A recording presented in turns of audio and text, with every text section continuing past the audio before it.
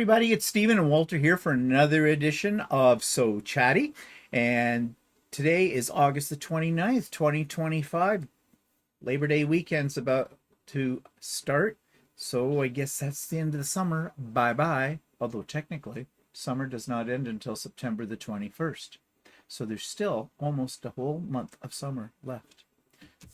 Oh well, we shall see. So, what have I been up to? Well, let's see. Show you some thingies here.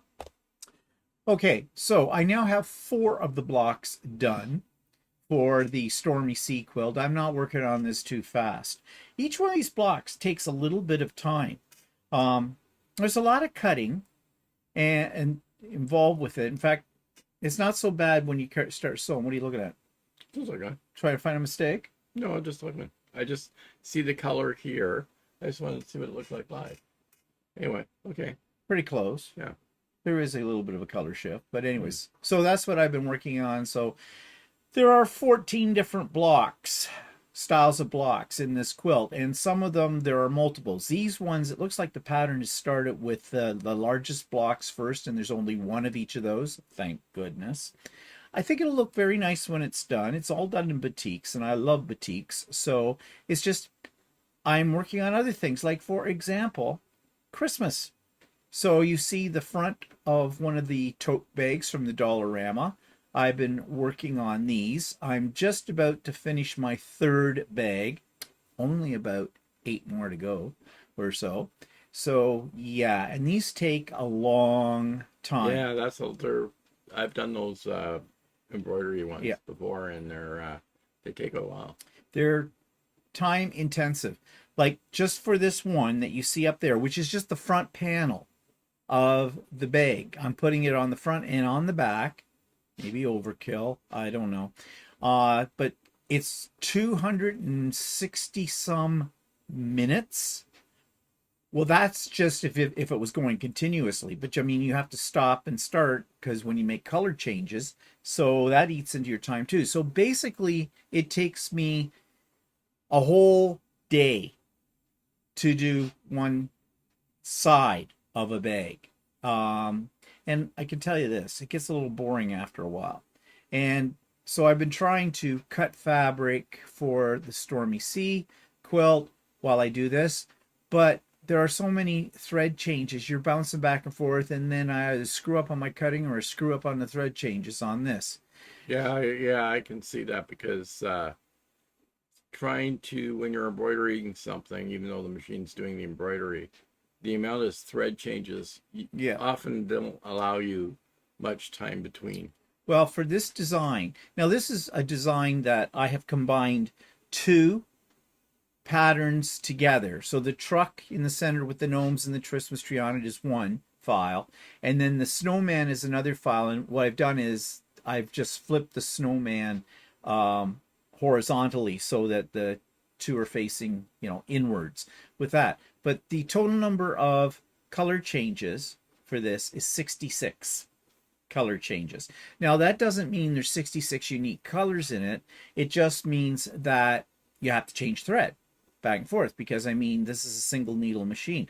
This is when it would be really nice to have an industrial machine that has 21 needles in it at a time, because then you could just set it and forget it.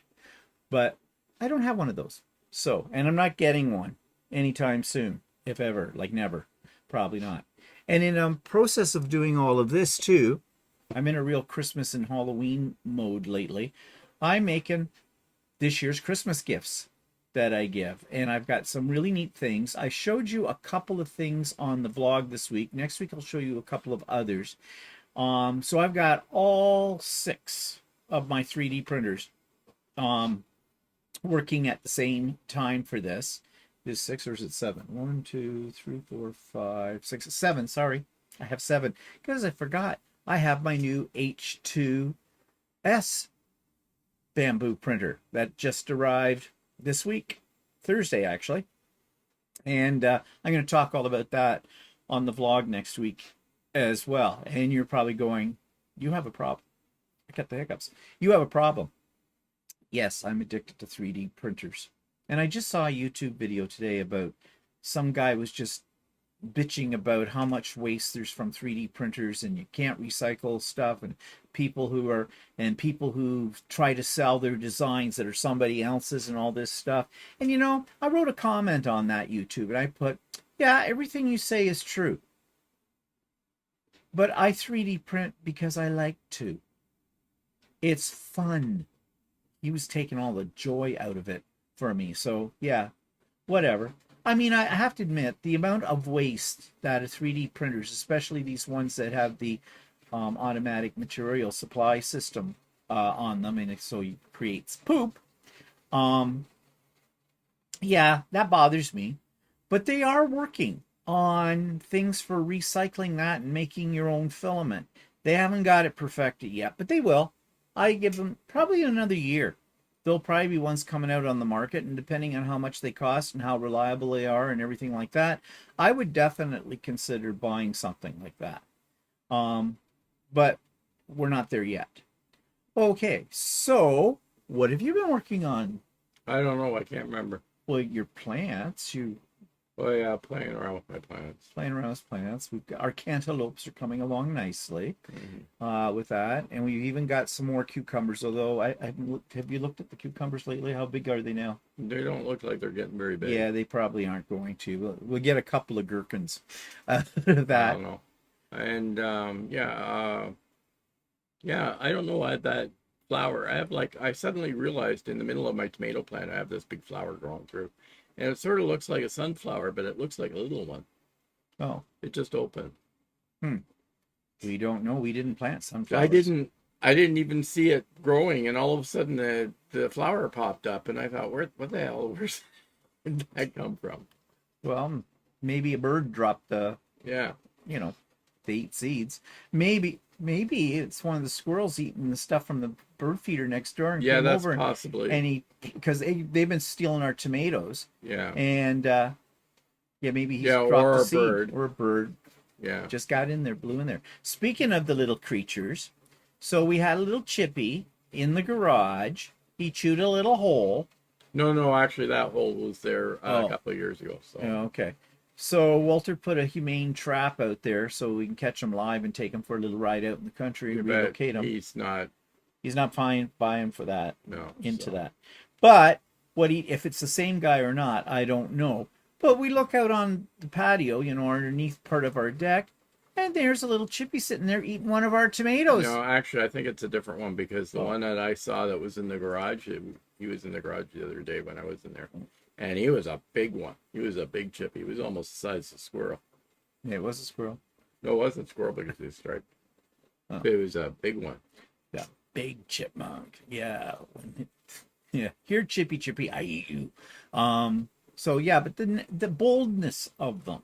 We were sitting under there the other night, and one of the chippies, he decided to pop in, say hello. Didn't stay long. Nuts for me? Got nuts for me? No, I don't. But yeah, that's what we get for living on a back forest. And in fact, I'll come back to that in a second. But now let's see. So you've been working on the garden, and you've been working on preliminary plans for possibly going to Japan next year. Mm-hmm. It's been looking into all kinds of things about everything Japanese. Mostly, my later evening activities. I'm asleep. He's doing this. And what else have you been doing?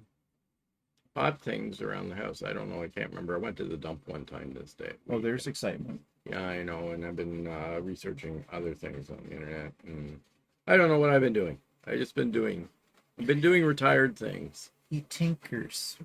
He tinkers. I haven't been doing any sewing though. No. So anyways, that's what we've been up to. Okay, announcements. Sewing with Steven. That would be me. Wednesdays as usual, 9 a.m. Eastern to 4 p.m. Eastern. Links in the show notes. It always is. All are welcome. Come and go as you please. But this Saturday, we have Pop-Up Sew Day. Yay! Starts at 8 a.m. And ends at 5 p.m. Eastern Time. Link is in the show notes for it. Those of you on the mailing list have already got it. And so we'll see how many people are there. I know it is a long weekend. You may have other plans, and if you do, you do. So whatever, it's come and go as you please. So we'll see how that works out. There might be another pop-up sew day in a couple of weeks' time too. I don't know yet because Walter has a sew day of his own, and usually when he has a sew day, I usually have a pop-up sew day because I'm lonely. So, but we'll see how that works out. I will be letting you know. Okay, fall retreat update. I think you know already, and if you haven't, because I've mentioned it in several spots on here, I have all my speakers lined up. We have Adam from Adam Sews, we have Becca from Sew Becca, and we have Ian, the Off Kilter Quilter. And I have the name right. I had some people who said, well, isn't he called the Off Kilter Crafter? Yes, he was. And I think he still has that channel, but I think now he branched away, sort of like I did. He was a paper crafter and he moved into quilting as well. Now he has another channel, and that's where he does all his quilting stuff on there, and that's called the Off Kilter Quilter. So yeah, and it's going to be great. I'm really thrilled that all of these speakers have agreed to speak because I don't pay them. They don't make a penny off me because I can't afford to pay them, because if I was to pay them, I'd have to start charging people for the retreat. And you know my philosophy on that. I don't. So more details about registering for that will come out in mid to late September. But the date right now, if you don't remember it or haven't heard before, is October the 25th. Saturday, October the 25th for the Idiot Quilter Fall Retreat. Okay.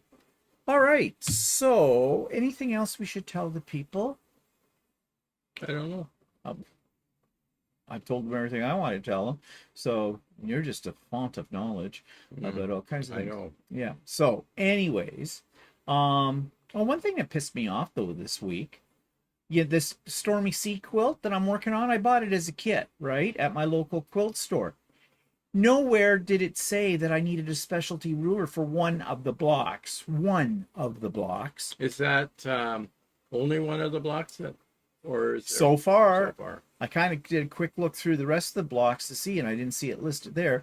And it's one, and in the instructions. Now, this isn't the fault of my quilt store, okay? This is the fault of the pattern. The pattern itself does not tell you, like, you know how you'll get your list of supplies, meaning your fabric, but nowhere in that list did it say you needed the specialty ruler for one of the blocks. And I looked at it and I thought, well, is there a way I can get around with not using a specialty ruler for this?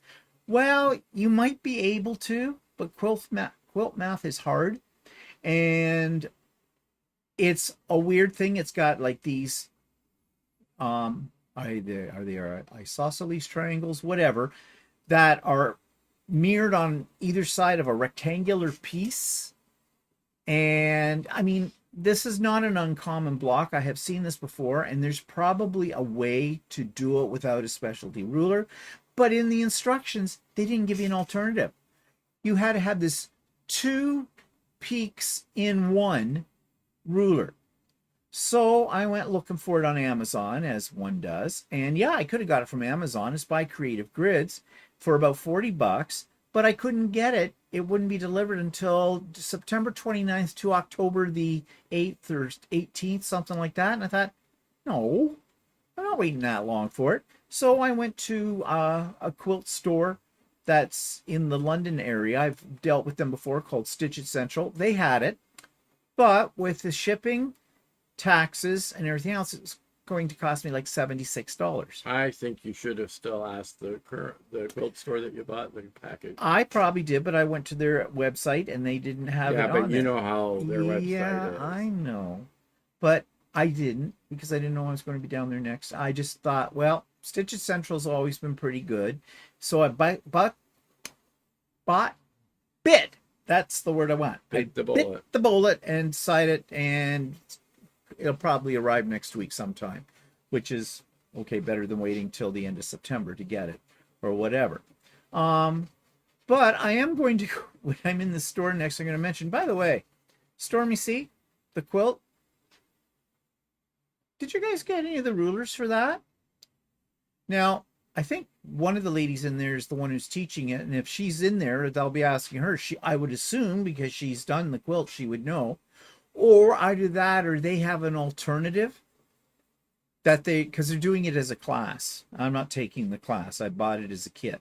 So just see what they say, and then I'll say, so do you have any of those rulers? And if they say yes, now also I don't know what they're charging for the rulers either. So I mean, it may not be But that you wouldn't big a have thing. to do shipping. Well, no, but shipping was $9.95. Oh, okay. So it wasn't like I paid $20 for the shipping, because if I had to pay that, I would have been less apt to have got it. But anyways, we'll see. But that kind of frosted my you-know-whats over that. Why couldn't, again, this is not a criticism of the quilt store I bought the kit in. This is a criticism of the pattern. Like, yeah, because they didn't sell it, say, on the back or something nothing. like that. You need this ruler or something. No. I just found it when I was, okay. Because each of the blocks is on one page, like the instructions for it. They're a single page in most cases. And I've just been working through them in the order they're in the pattern. And when I got to this one and went, okay, now you need this to, no. But rather than spend a whole lot of my time trying to figure out the math for it or finding something on the internet, which I'm sure I could have found, I just thought, just buy the goddamn ruler for it. So I did. Yeah, this quilt's an expensive quilt. I mean, the kit was over $400. Now the ruler, I've just spent another $76 on the ruler. I hope there's not any other mysteries in there as well. And it's all because Walter didn't like the quilt that's on our bed. Yeah, I like this quilt. Nice you color. Damn right you better like it. That's for sure. So anyways, yeah, I thought I'd share my little pet peeve with you today about that. All right, so we were mentioning like that our backyard actually backs onto a Boy Scout reserve, and that's where all the animals come from that we have, because it's a forest, basically. And well, I have shown pictures of it over the years just from our deck and things like that. But we decided last week, or on, I guess it was Sunday? Yeah, it was Sunday. We went for our extended walk on Sunday, and it was a nice day. And so I thought, well, I'm going to video some of this as we go along to show you basically our neighborhood. Now, if you saw the vlog earlier this week, I took you on my morning walk. But that's just in and around our subdivision. This one goes down to the university college that we have very close to us. And we also walked into the Boy Scout Reserve as far as we could go. They don't allow you to go much further than where they have a pool in that area and lodge. When they became more popular around our area, it used to be farmland everywhere. So now there's been a lot of development and subdivisions put in housing, and then people, I guess, started walking through the camp a bit more, and they didn't like that. They didn't want people coming in and they also had some they also had some problems because they'd had some break-ins into their large lodges and computer equipment was stolen and something like that. So now they you just can't, they gate it up at night and you just can't walk around there willy-nilly. You can only go so far, which is kind of a shame because there's parts of it that I would have liked to have gotten the video, but we couldn't go down there because there's a creek, a large creek, almost a river that runs right through the middle of it. And they have a pond. Yeah. And stuff. And it is quite a nice setting. But we talk about what this place is and how it came to be and everything like that. And we also take you for a little outdoor tour of we're indoors too, at where Walter went to college, which is now a university as well. It's a combination college university. And we talk about that, and we criticize people's front lawns on the way down. So that's what's going to be the majority of today's So Chatty. So I'm going to put that video in here right now for you. Enjoy. Okay, so we're going on a little walk. Me, Walter, and the selfie stick. Something we haven't really done before, although I did record one of my walks for my blog there a week ago or so, short one. But this is going to be a super critical walk.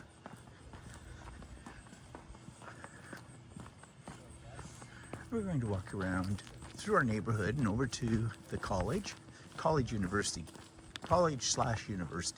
Walter went to this college, Durham College. When was that? You went to Durham College? 1976 to 78. Ooh. And yeah, and then it has become, over the years, a full-fledged university as well, called, used to be UIOT. Now it's Ontario. Yeah, you owe it. You owe it, yeah, but now they changed that name to UIT. yeah, UOT. So, see this driveway here? They just had this done. No, they didn't. Oh no, that's not the new one. It's up further. Oh, it's this one. The guy's got the lawnmower out. They just had this done. They probably should have paid attention to what other people's look like after a few years. They look really nice the first year, but when the grass starts growing up and the weeds between the interlock and they start to shift, yeah, it looks like a big mess. So that's why we just have asphalt, because you can always blacken it. But yeah.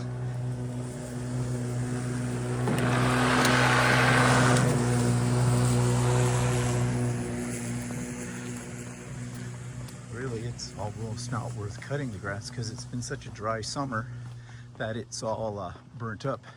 Now some places are a little greener than others. Well, we've had a little rain, so they greened up a little bit. Somebody's throwing out their cuttings from. Oh yeah, over there. Yeah, that's how we throw out our. That's how we get rid of our garden grass waste. cutting waste. I need a gimbal. Yeah, you do, because I think you're moving around a lot. I am. Maybe you should take that off the selfie stick. You think so? Yeah. Okay, like we were saying, the those big bags, that's for grass clippings, and in the fall, leaves and that. And then you put them out in front of your house, and at a certain designated day and time, they come and they pick them up and get rid of them. Do you remember the days when we used to take leaves, pile them in a big pile and burn them? After we jumped into them, of course. But anyway, so you're getting a sort of a shot here of our subdivision. This is one of the side streets off our street. There's some new trees planted here because there were some big older trees, and I guess they got a little disease, so they come down, but the town put in these new trees, so that's a good thing. Here comes a doggy. More about doggies later. So we have a little park here with kids' things on it, and it gets lots of use in our neighborhood. You'll see them out there, you know, baby strollers and whatnot, kids playing on it, all that kind of thing. There's a ravine in behind, and a creek. That's where they found a dead body. That was a while ago. Yeah, we didn't hear any more about that. We don't know what happened. Okay, we're coming up to the house with the statues. Right up here, as you can see. Don't ask me what possessed them, but here they are. Oh, you want it here? Oh, That's their house. oh, okay, you've heard us talk about the forest behind our house. Well, right now, this is where it comes from. This is the Boy Scout Reserve. It's called Camp Samac. This was donated to the Boy Scouts by Colonel Sam McLaughlin way back in the late, or maybe the early 70s, or his estate did, because he passed away, I think, in 1971. He was over 100 years old when he died, and he and his family, well, he was the first president of GM Canada. But before that, his family built bicycles, and at the turn of the, not this past century, the century before, and then moved into car manufacturing as their own company, but then were bought out by GM, and he became the president of GM Canada. He was a great philanthropist. Many of the things in Oshawa are have his name on it. Like our main branch of the library is the Robert McLaughlin Library, and we have the Robert McLaughlin Art Gallery right next to it. Our municipal hospital, he donated a lot of money for that.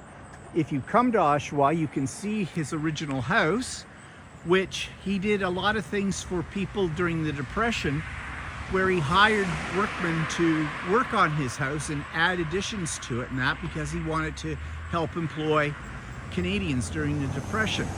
So he left this territory here to the Boy Scouts forever, meaning that the stipulation is the Boy Scouts cannot sell it. So it can't be sold to a developer. And it's a fair piece of property because in there is a creek, well actually more like a river, small river, that runs through it, the Oshawa Creek. And there's always activities out here and everything. Pond. Big pond. There's cabins in there, like big elaborate cabins. They have like sort of like areas where you can have conventions, things like that. Plus, as I said, there's always lots of campers. Not so much right now, this time of the year, but in the fall, sometimes in the winter, and in the early spring, there are school groups that come here, plus Boy Scouts, Cubs, Girl Guides, that kind of thing. And so, yeah, our backyard is this area, but this is looking at it from the north, what they call the North Gate, to get in. Now, here's the ironic part of it. It is a beautiful green space, and it used to be when we first moved into this neighborhood, you had no problem walking through the grounds, but you can't now. It's very limited how far you can go. They've had a lot of problems over the years. They've had people come in, break into the large convention cabins, steal computer equipment, wreck things, all that kind of deal. There's also a swimming pool in here, and I guess, didn't you say when you were a kid you used to come here and swim? I used to swim here all the time when I was a kid, yeah. So, yeah, it's one of the gems of Oshawa. And if you come to Oshawa, no trip is complete. Of course, you have to see the murals of downtown Oshawa very quickly. No trip is complete without visiting Parkwood, which is the estate of the late Robert McLaughlin. It is worth seeing. It's got a lot of things in it that, like a bowling alley, swimming pool, indoor swimming pool. They have a really lovely area that is a reflecting pool, but it's huge. And it has a little, I don't know what you'd call it. It's not a beach house. It's a structure that goes with that. And they actually have a little sort of a restaurant in the summer there where you can go and you can have scones and tea, and I think they're licensed. It's also used in a lot of movies, films and movies and TV shows. Oops, trip. The interior of the Handmaid's Tale was filmed there a lot. I think Star Trek, what do you call it? Strange New World? Strange New Worlds have been filmed there. Yeah, they do a lot of filming there. Yeah, a lot of movies have been filmed there. Because of its grandeur and the time period of it and all that kind of thing. So, yeah, that's what we back onto. Not Parkwood, the Boy Scout Reserve. So this is Durham College right here and the university, both combined into one campus, Ontario Tech University, as you can see here. And this at one time was only really one building, maybe two buildings, way back in Walter's day. Yeah.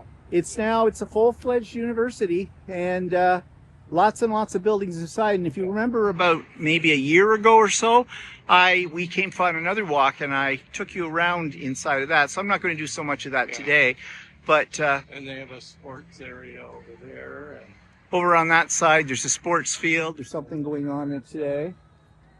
And then there's what? And there's the new buildings up north. Oh, yeah. When we moved up here, this was the end of Oshawa. This was actually a new area up here. None of these houses up here existed.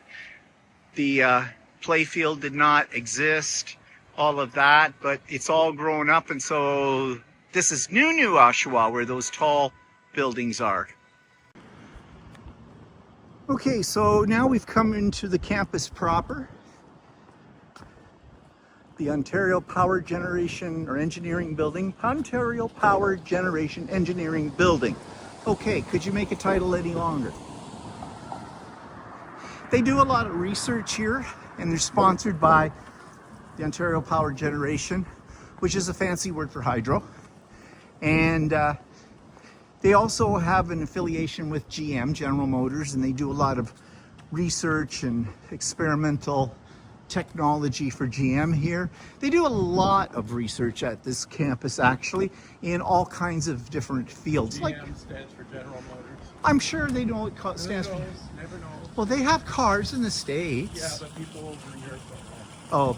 General Motors, or as we like to call them here in Oshawa, Generous Motors. That's sarcasm. So this is kind of, I like this little area they have here. You know, if I was a student here, I'd probably never use it because, you know, who has time? Well, But they're probably hanging out. Nowadays, the kids seem to have lots of time. yeah, that's true. It's different than when we went to university. I couldn't see light of day because I was constantly working. If I wasn't in the library, I was in lectures. If I wasn't in lectures, Fast food places in here. yeah, that's how they do it now in universities. It's all, you know, they have a food courts in them with fast food places, you know, very nutritious for growing minds. And yeah, in our day, they didn't. I went to the University of Guelph and they didn't have that kind of thing. Yeah, we had a cafeteria run by Beaver Foods, Yeah. and Was the beaver good? it was mystery meat hamburgers. So are you saying that you ate beaver in university? You ate Beaver Foods. I didn't go to university. I was in college. Oh, that's right. You went to college. By the way, college does not mean the same thing here as it does in other parts of the world, especially the United States. College, well, how do I put it gently, is inferior Yeah, right. to university It's education. supposed to be for learning how to. It's your going to get a job. How'd that work out for you? I got a job. Oh, good. I did too. In fact, they brought recruiters in, and the job I got was from one of the recruiters that came in. Oh, do you offer you a chocolate bar? No, Oh. but it was. That's how I got my job, my first job. There was way back in our day when we were students, there was a certain stigma between us snotty posh people who went to university and then everybody else that went to college. It was a bit of a rivalry, but we all knew that university educated people were much more superior to college. Now, I'm saying all of this tongue in cheek, people. I'm being sarcastic. I'm trying to be humorous. Don't write me hate mail telling me all about, oh, well, you can't say that and you can't do that. I did say it. I can say it. But I know it's a joke, okay? So anyways, so this entrance here used to be the only part. Way back when Walter went here, this was the college. Part of a new building they added on while I was here. This was where the gym was. in Oh, yeah? here. This was the end of the college. Oh, yeah. Well, I took some classes over here too when I was trying to learn sign language, American Sign Language. And all this used to be parking lot. Yeah. So it is so much more developed today, and yeah, it is truly, and they have campuses, satellite campuses as well. They have several satellite campuses in the southern part of Oshawa and in Whitby, the town next door. And I think they may even have some out in Peterborough. Yeah, I think so. Yeah. And they're affiliated with another university called Trent University that its home base is Peterborough, Ontario. But Peterborough Trent University here also has satellite campuses in Oshawa as well. So it's very, very confusing anymore. When you say you're going to, you know, the University of, what is it? University, Ontario? Ontario Tech University. Yes. Or Durham College. Yeah. You could be not necessarily here in Oshawa when you're going to those. Okay, we're inside the building that we were just standing outside of. So, you know, it's a university, it's a college. They're all made out of concrete. So where are we going here? Just go Go straight down? through, Okay. to get to the other part of the walkway. We're probably on the second level right now. Are we? We do have a Starbucks. I mean, what university student doesn't need a good caffeine fix? It's usually what gets you through your degrees or your diplomas. staying away. Towards the older building. Okay, Walter says we're walking towards the older building. Because that's the central courtyard and the older building. Oh, okay. This used to be all lockers and stuff like that. Yeah. It's not now. I wonder if they even use lockers anymore. Yeah, I don't know. I don't know. They probably don't even carry books anymore. Oh no, they're all on laptops. There's a Tim Hortons. Oh. See, Tim Hortons are everywhere in Ontario, or in Canada, period. Apparently in the States now too. And even in the UK. Okay.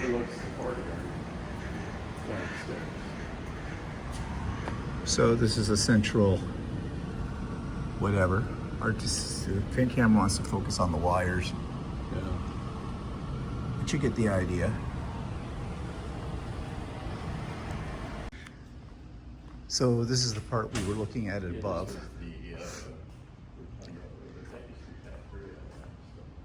What was it? It used to be a cafeteria. Where? Oh, in there. So this is I guess another place where students can hang out and pretend they're working. San Marzano? What's that? Oh, fast and fresh pizza. Oh, this is the food court. Oh, I don't think I've ever seen this. It's not much different. Oh. Except that this used to be where Beaver Foods were, now it looks like It's more of a, yeah, they have a hot servery in there, and yeah. Well, another week this will be full of students. Oh, look at it's Microwave City over here. It's not a bad little area. Yeah, it's exactly pretty much the same, different seating here. They didn't have the high top seating as in here, but it's sort of same. You might wonder about their color scheme. Well, that's the colors of Durham College and of the university. Is green. And what's the university? Is it the? It's blue, white, and orange. Oh, okay. So if you're only in the college part, you can eat here. If you're in the other part, you can't eat here. I don't know. I don't think that's the case. And look at all of the little sugary treats. Wow. All nutrition, high nutrition here. Now these all take credit cards. Yeah, well. See, when I was in university, I didn't have a credit card. No, well, they all have credit cards. I have, guess. Apple or Pay or Android Pay, they all have phones now. Wow. How to show your age. Different world than when we were here. So this is the library, and this part is, well, new since Walter went here. And we're just talking about whether Durham College in his day had a library. He doesn't really remember. I would have thought they would have had a library. I don't think they had a library. I think they just had a bookstore, and we had classrooms, and that's it. It was pretty bare bones. I don't think they had a library. Yeah, okay. Well, is that because the students couldn't read? No, it's because the college was cheap. We also didn't have insulation in the college either, so it was freezing cold all winter. Holy crap. Yeah, People thought I went to a primitive university. Have frost on the inside on a cold day. Okay. Everybody was wearing like jackets and sweaters. That's right up there with, you know, when I went to school, I walked 50 miles in the snow, uphill both ways. Because the original building was built in the 60s, in the 1960s, and heating was really cheap then, right? So their thought was, well, we'll save money, not put much insulation in the walls. And we'll just chip the ice off the students. And just pump up the heat. But the problem was, is it got so cold outside that the heating system couldn't keep up with the heat in the classrooms. So you didn't ever wanted to sit near a wall when it was really cold. Okay. And everybody joked because when we walked in the front door, you'd get this big blast of heat from the furnace. And people kept saying, well, I guess they give you one shot when you get in the morning, and that's supposed to last all day. Okay. But now I think they've taken the old building and they've re-insulated it all over. In fact, this part here with the what is it? The side is dark siding and the wall. That is actually part of the original building. So Okay. So. but I think they've re-insulated everything. So Well, good to know for those students, especially since they have a very high population of foreign students that many come from warmer climates. yeah. So, great introduction to Canada. You're freezing to death in your classroom. Guess they thought better of that. I'm really not sure what a week is, but it starts after Labor Day, September 2nd, 26th. O week. I wonder what's missing. Well, I'm sure someone did. I have no idea. Orientation week. Yes. They didn't have all the letters, so they call it O week. You know, that's the new way of spelling amongst the young these days. If you don't have enough letters for your sign, you just shorten it to whatever. And this is a major street that goes out to the main entrance into the college. It's called Simcoe Street. It runs from the entire length of the city from north to south. A busy street. And you can see these are all new developments. These didn't used to exist here they're at all. all built for student housing. Yep. By these are not by the college. These are what do you call it? Entrepreneurs. Yeah, Whatever. it's developer stuff. Developers that have built these to make money. And many of them are not necessarily rental. That sign says lease today. But some of them, there's some down further here, little high rises. Purchase, actually. Yeah, they're condos, very Condos, small. And they're very small. They're like 250 square feet inside. And some Originally they sold for $100,000, but I think they're going for about 130 or 140 now. I'll have to check. and parents buy them for their kids. Yeah. And then with the idea that when the kid has graduated and moved on, they resell it. But I'm not sure what they really get their money's worth. No, I don't think they've gone. Also, the students are not the tidiest, cleanest, even if they own the property or their parents do. Parties and things, punching holes in walls, writing on walls. I don't know. I think it might cost you, before you could list it again, a lot of money in refurbishing it. And there is some Durham College that they own themselves, residences in behind, behind the main building, and that's part of Durham College as well. And that is actually run, I think, by Durham College. But then there's off-site accommodation like these houses that are built by developers, and there's the condo that Steve was talking about, and there's a couple of other residences that were built by developers for student housing that are off-site. So we're on the other side of Simcoe Street, and now you can get a better look at the university residences that are owned by Durham College. This one here, No, these are I thought. Oh, I thought these were. Oh.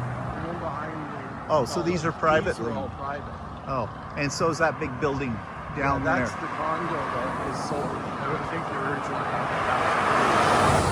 But they're not that now. No. Actually, they might have been 200,000. I can't remember. For a closet. I'll look it up when I'm at home to see what they go for now. Yeah, it's not like we're buying one. No, they're really small inside. They're only about 250 square feet. It's called a walk-in closet. Yeah. And Walter says they don't have any parking. No, the parking, there's a complaint by somebody that's actually living in there as a residence that you can't find any parking around there. And the parking lot only has a few spaces. And of course, and it's above ground. And of course, everybody just takes over and parks in whatever spot they want. Well, student life. You can see this is a very, very busy street here.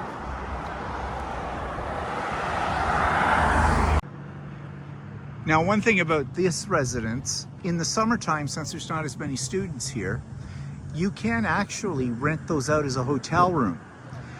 We have done that, not here at Durham, at another college west of us, and actually it's not bad. It's very reasonable compared to the price you'll pay for a regular hotel. You have a private room, you have a private bathroom in the room, and a lot of them come with, at least the ones we've stayed in, with like a microwave and a fridge, and for a fairly reasonable price. So we have done that before as well. So if you're looking at going on a trip in the summer and you're in a college town or university town, you might want to look into that, because you might find something that's, you know, decent and at a good price. So now we're walking back towards home. This is the part you couldn't see because it was behind us before. Now it's in front of us. Go figure. And more houses down here. Nice leafy, bushy area, I guess. If you like bushy areas, I don't know. These are people's backyards. Yeah, these are people's backyards. That's what. This is not part of Camp Samac yet. We have to go over the creek for that, which we already passed on the way up. I don't think I showed that to you, so I may stop and show you the Oshawa Creek. I am sure you will be thrilled to see that. So when we're watching American television or talking to Americans, we hear the term gated community a lot. And that's not something we really have in this country. In fact, it's against the law to have a gated community. This is probably the closest we have to a gated community. And because it's got a sort of a fence, but it doesn't go all the way around. There isn't a security building. You don't have a code to get in there. It's just a residential area. And more or less this is for decorations, I think, to designate a new development or when they built the new development. So yeah, in Canada, at least in where we live, gated communities really don't exist because they're against the law to have that. Okay, this is the Oshawa Creek that runs right through the center of Camp Samac and eventually will make its way down to Lake Ontario. I can't get by these bars because it's too, what? I didn't want to drop my phone down the drink. No, don't hang it over edge, just over high. Here, I am only 5 feet tall. No. Go away. Walter's trying to throw my Turn it this way. Here, What go way? Like this. Go this way. All right, that's it. Oh, there we go. Well, isn't that? I'm short. What can I say? If I was 6'9", I wouldn't have a problem, but I do. Anyways, as I was saying, this creek runs down through Camp Samac. It goes all the way to the furthest south end of the city, which is what? How far are we? 12 kilometers? Close to Lake Ontario. I know. How far are we I from don't Lake know. Ontario? Oh, well, you're no help. I ask you and you don't give me help. Anyways, we're probably a good 10 to 12 kilometers or more from Lake Ontario, but this all goes down and empties into Lake Ontario. So we are walking into Camp Samac to see how far we can get. I think we can only get as far as the swimming pool. Public access. No private, so absolutely no public access. So I guess we have to obey the sign, even though the gates are wide open. And yeah, so we're not going to go in there so you can get a look at it. At one point in time in history, you could. But you know, someone always screws around things. You know, we have a good thing going. When we moved into this neighborhood 30 years ago, we thought it was really great that we backed onto this area because we thought, well, we can go, great place to go for a walk and whatnot.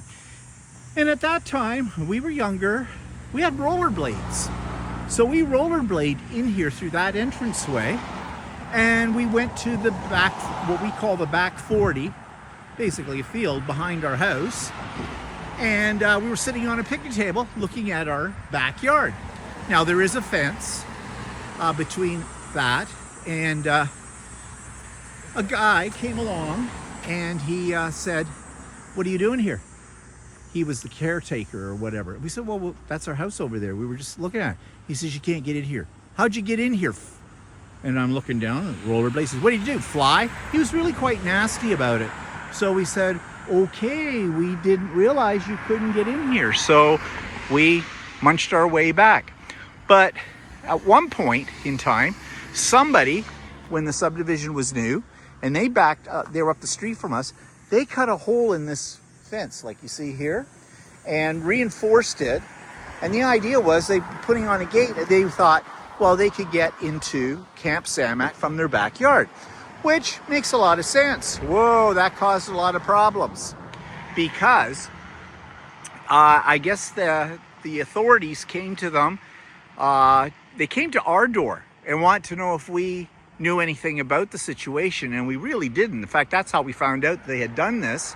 They were, 5-6 doors down the street from us, and yeah, they were very upset with that. Also, by what they had done, could have damaged the tension on the fence as well, which would have cost money, probably at their expense, to have made right. But then after that, one day, out of the blue, I see a red can lid Why are we walking? attached to our fence. And Walter wants to walk in anyway, so we're going to violate. Public swimming. Oh, well, then we probably can get in there. So, actually, I'm trying to get this focused on me. I think I had my hand over the lens, didn't I? So to carry on with my story, as we're walking, we are going to go in. Walter looked it up on the phone, and they have public swimming, and you have to go in this way to get in there. So that's the way we're going. But one morning, I noticed that there was what looked like the top of a tin can painted red attached to our fence on our side of the property. And I said to Walter, "Did you put that on there?" He went, "No." And I said, "Well, what's that mean?" "Well, that's supposed to mean no trespassing." Well, the first thing I thought of, well, how dare they put this on my fence in my backyard, because it's my backyard. And we're trying to figure out how they did that. I was assuming they came down into our property and did it. But no, they put it on from the other side of the fence. That must have been what it was. But anyways, Walter did eventually take it off years later. So anyways, we're going to make our way. Well, you can see there's other cars coming down here. That's the Boy Scout symbol. I'm sure you're familiar with that. I was in the scouting movement for many, many years as a kid. I went up through the ranks. I was a cub, and I was a scout, then I was a venture, and then I became a cub leader.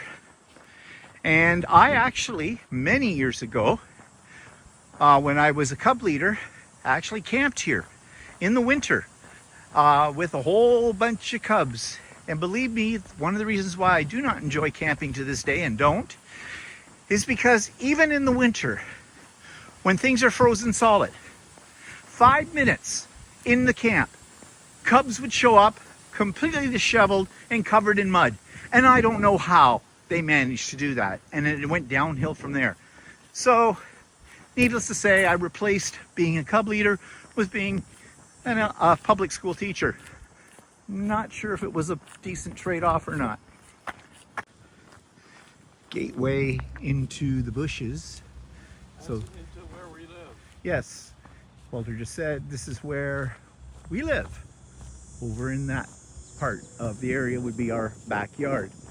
So this is basically what we see all the time from our deck in the backyard. Well, from the far side of it, of course. And here's one of the main lodges we're coming up to. Sorry for the bouncing. The road's a little uneven. I need a gimbal. I'll just stand still for a second and pull it in. So over to the right of this, and between those trees, there is a swimming pool, a public swimming pool that's open in the summers. We're heading towards the swimming pool, and for Walter, this is nostalgia, because he came here in the summers as a kid to swim. I did not, because I did not live in Oshawa at the time. I lived in the town next door, Whitby. We had our own swimming pools. So I have never, ever been swimming in this pool. And it used to be, I think, a really nice swimming pool. Yeah, it used to have it was one of the few swimming pools that had a really deep end, and it had a high diving board, but they reconstructed it, so they took that away. Well, that's because diving boards now are a hazard to people's health, apparently. You know, broken necks, broken backs, that kind of stuff. So they don't put them in public facilities anymore. And I don't know, is it an Olympic-sized pool? I'm not sure. Because I thought at one point there were people who trained in this pool, but I could be wrong. Because I really don't remember.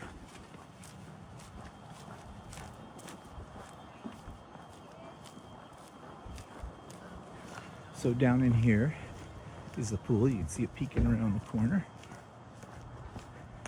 Oh, they have slides and stuff now. Oh, and they have lifeguards and everything here. I'm not going to take too much video because there are children in the pool. Yeah. So there you've had a view of what is, technically speaking, an extension to our backyard, even though we do not have ready access to it. And that's as far as you can get in here. There's much more acreage in here than just that. Lots of trails. And lots of trails and lots of wild animals here, as you've heard me say before. The bunnies, the skunks, the raccoons, the everything, coyotes and whatnot, all living in the bushes deeper in here. But that is as far as we can get. Now here's an example of a nicely lit kept lawn, and look at the edge on this. I mean, this is like, somebody come in and do it. do they? Sure. Well, Walter assumes that all the time, that people don't do these things themselves. Well, they did have a sign on the wall. Well, maybe, but it's very, very nice. And their lawn is very thick and wheat tree. Now this is our neighbors, the ones that I said, yeah, okay. And then this is ours right here, and there go our other neighbors, the good neighbors on the other side. And our lawn. It's not perfect. But, it's not quite as nicely edged, but you see, we're pretty much weed free because Walter gets out here, and if the truth be told, he might have some pesticide smuggled. Not very much. I've got some crabgrass. Walter has crabgrass, he says. But yeah, but it's okay. It'll do in our front garden here too. Canadian flags and that. We have daylilies, and this is a rose of Sharon. Yeah. It's in bloom. This is also a rose of Sharon, and it finally has bloomed this year. We had a few years where we didn't know whether it was going to bloom or not. Hostas, daylilies, as I already said. Well, here we don't plant flowers anymore. Walter used to get out here and plant flowers, but yeah, but then I have to water it. yeah, and yeah, we like this. As these things. Yeah, spots. But, and of course, the front entrance to our abode. Thank you for joining us on our little walk today. Okay, so I hope you got a little bit of a thrill of seeing where we live, kind of what our area is like. And yeah, so don't know what we're going to be doing next week. Haven't thought that far ahead. We're so chatty. But again, we are always open to your suggestions. Make a bag. Yeah, we had to do that one. We have to do that. I have some of it. I'll have to organize it. Some of it. It's cut out already. I have stuff that I can do. Oh, well, we got to do that, because that's not something we can do like just in here in 10 minutes. We have to do some video in advance of that and put it together. So yeah, but we're open to other suggestions as well. I've had some good ones that have come up, and we can work with almost anything. You know, as I said before, give us an idea. Maybe it's not exactly what we think we can do, but there'll be a spin-off. There'll be something that will spark an idea. So we need ideas.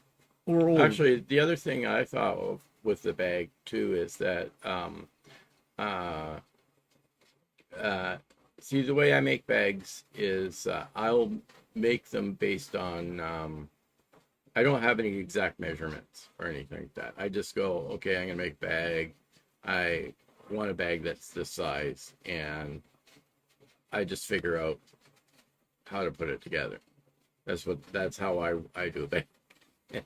So, like, I mean, if you're looking for exact recipe of a bag, I can give you of the ones that you'll get I a do, general idea. You'll get a general idea. But I think while he's making the bag in the video, I think I will ask certain poignant questions that will help you to follow along with it. Like, so how big's that piece? And how did you do that? And why do you do that? And what's the best way to do that? So between him demonstrating and my clever questioning, you should be able to figure it out. Bags are not difficult. And this is coming from me. I can make a bag. Yeah, once you know how to make a bag, you can make them any size you want. So yeah, and do all kinds of things with them too. For yeah, customizing. all you have to do is think about it. Yeah. Just have to think. Yeah, thinking hard. Yeah. So we'll get to that soon. I hope. I mean, I'm available anytime he wants to do this. The problem is he's so busy. Yeah, well, sewing's not my sewing's a hobby, but it's not. I'm not as involved in it as he is. So That's his story, and he's sticking to it. I have other things I'd like to do. Yeah, but we can't say anything about those things on there. Okay, on that note, I think it's time to go. So pop-up sew day this coming Saturday, which if you're watching this in the future, I am talking Saturday, August the 30th, 2025, and hope to see lots of you there, or whoever can make it. So have a good one. Happy Labor Day weekend, and we'll see you soon. Bye for now. Bye for now.